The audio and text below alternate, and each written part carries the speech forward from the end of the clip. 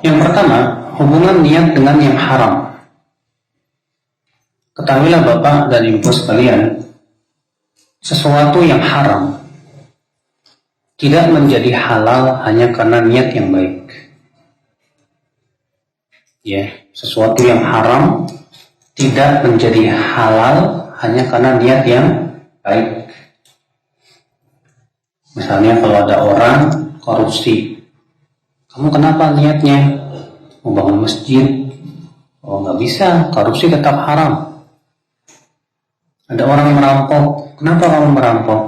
Kasihan tetangga saya lagi sakit, punya duit, saya mau bantu dia misalnya. Ini pun jelas yang tidak bisa diterima.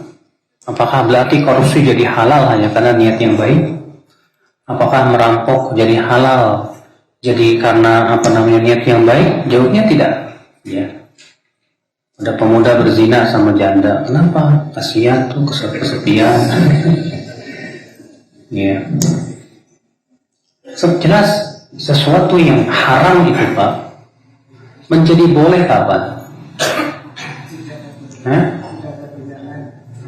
Nah, sesuatu yang haram itu ada dua macam. Kata para ulama, perkara yang haram itu ada dua macam. Yang pertama, yang haram secara zatnya, seperti babi, arak, judi, itu haram secara zatnya. Artinya perbuatannya diharamkan oleh Allah Subhanahu wa Ta'ala. Yang kedua, haram karena menjerumuskan kepada sesuatu yang haram. Contohnya apa? Contohnya Allah Subhanahu wa Ta'ala melarang laki-laki untuk melihat wanita karena dikhawatirkan menjerumuskan kepada zina. Contohnya lagi, ya, memakai sutra bagi laki-laki diharamkan. Kenapa? Karena itu bisa menjerumuskan kepada bertasyabuh dengan wanita. Iya. Nah, ini namanya sesuatu yang diharamkan karena akan menjerumuskan. Ya. Nah, sesuatu yang haram yang pertama yang tadi, yaitu haram karena zatnya, itu menjadi boleh di saat darurat. Sesuatu yang haram zatnya itu boleh ketika ada apa? Darurat. Sedangkan yang haram karena bisa menjerumuskan itu, maka itu boleh ketika ada hajat, kebutuhan. Bisa nggak bedain? Apa sih bedanya darurat sama hajat? Darurat itu Pak, Ibu, ya, disebut darurat apabila kita tinggalkan malah akan menimbulkan mudarat. Kata para ulama, disebut darurat itu apabila membahayakan salah satu dari 5. Apa itu? Yang pertama agama, yang kedua jiwa, yang ketiga harta, yang keempat keturunan, dan yang kelima akal. Maka apabila membahayakan salah satu dari 5 perkara ini, dikatakan apa? Darurat. Contoh misalnya, makan bangkai haram tidak Pak? Haram. Tapi kalau tidak ada bangkai, tidak ada makanan. Apa misalnya, ya, kesasar di padang pasir, nggak ada makanan sama sekali. Sementara Bapak kalau nggak makan, ya bisa mati. Adanya bangkai manusia. Kalau nggak dimakan, mati. Makan jijik juga, tapi harus makan. Ya udah, terpaksa sementara jadi Sumanto. Ya. Ya. Boleh, halal. Kalau memang ternyata terpaksa. Ya, ada bangkai ular misalnya, ada bangkai, ya. Kalau memang keadaannya terpaksa, gimana lagi? Namun kata Syekh Utsaimin rahimahullah, sesuatu yang sifatnya darurat pun juga boleh dilakukan kapan? Bila memang betul-betul terrealisasi bahwa, ya, sesuatu yang darurat ini bisa hilang. Adapun kalau tidak hilang, tetap tidak boleh. Contoh misalnya kita kehausan, kita sangat haus, nggak ada minuman kecuali arak. Bolehkah kita minum arak? Kita katakan tidak boleh, kenapa? Sebab kalau kamu minum arak tidak menghilangkan kehausan, malah akan semakin menjadi-jadi hausnya. Maka dari itu kata Syekh Utsaimin tidak diperbolehkan. Kenapa? Karena daruratnya tidak hilang, ya, dengan adanya kita minum sesuatu yang darurat tersebut. Nah, jadi darurat itu Pak, kalau kita tinggalkan akan memberikan apa? Mudarat. Sedangkan hajat kita butuh, tapi kalau kita tidak tinggalkan pun juga tidak akan membahayakan kok. Ya, saya berikan contoh ya bedanya darurat dengan hajat begini Pak.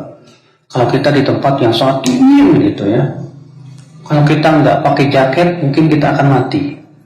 Jadi kita butuh jaket, ya kita pakai jaket. Ini darurat namanya. Tapi ketika kita pakai jaket masih kedinginan, tapi sebetulnya sih itu sudah cukup, tapi masih terasa dingin gitu. Kita butuh jaket yang kedua. Berarti yang kedua ini disebut apa? Hajat, kebutuhan. Kalau yang pertama disebut apa? Darurat. Bisa nggak bedain antara darurat dan hajat? Nah, sesuatu yang sifatnya haram karena zatnya itu boleh kalau darurat. Tapi kalau sesuatu yang diharamkan karena bisa menjerumuskan, maka itu boleh ketika ada hajat. Contohnya, ya, melihat wanita boleh kalau kebutuhan untuk melamar dia. Boleh, kata Rasulullah, undur ilaiha, lihat wanita yang hendak kamu nikahi itu. Iya, contohnya lagi, Ustaz, saya ini nggak punya motor, nggak punya mobil, sementara saya ke kantor saya jauh. Saya biasanya naik angkot.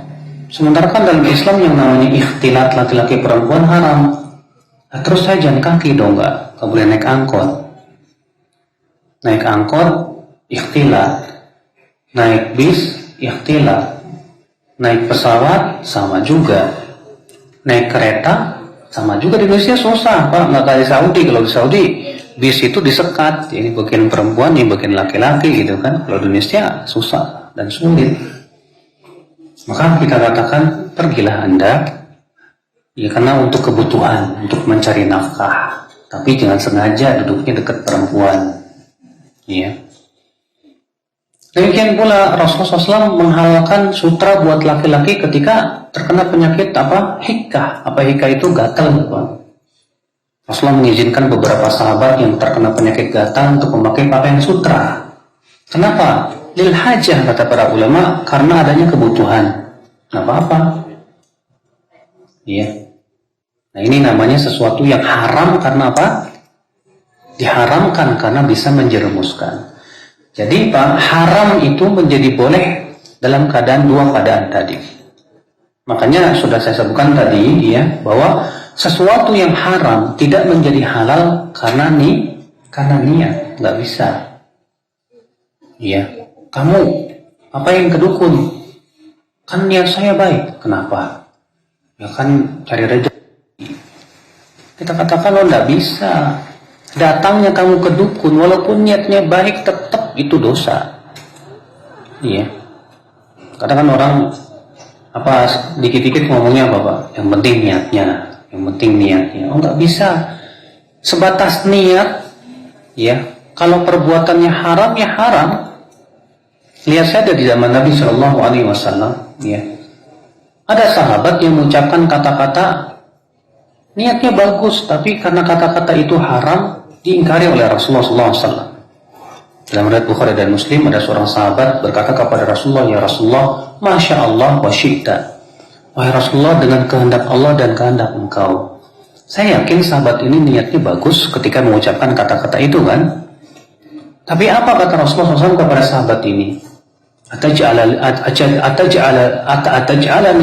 lillahi niddan? Apakah kamu hendak menjadikan aku ini tandingan selain Allah? Tetap Rasulullah mengingkari. Rasulullah tidak melihat kepada niatnya yang bagus. Demikian pula ada 3 orang sahabat yang datang kepada istri-istri Nabi SAW bertanya tentang apa? Ya ibadahnya Rasulullah SAW.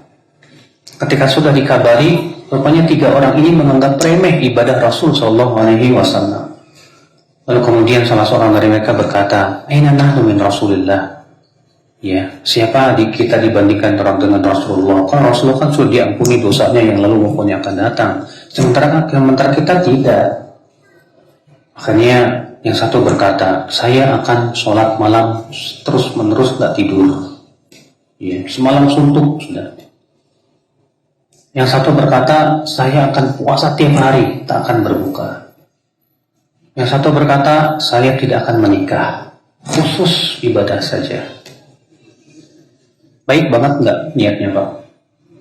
Oh, niatnya bagus, mau ibadah. Tapi lihat bagaimana Rasulullah menyikapi 3 orang ini.